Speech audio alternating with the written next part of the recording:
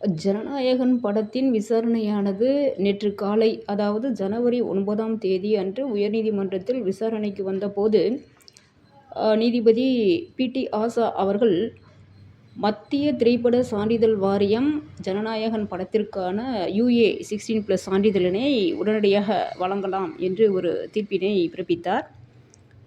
தீர்ப்பு பிறப்பிக்கப்பட்ட சில மணி நேரங்களுக்குள் நமது தலைமை நீதிபதி மணீந்திரமோகன் ஸ்ரீவத்சவா மற்றும் நீதிபதி ஜி. அருள்முருகன் ஆகியோர் அடங்கிய முதல் அமர்வு தனி நீதிபதி வழங்கிய உத்தரவினை நிறுத்தி வைத்தது மட்டுமல்லாமல் இடைக்கால தடையும் விதித்திருக்கின்றனர்.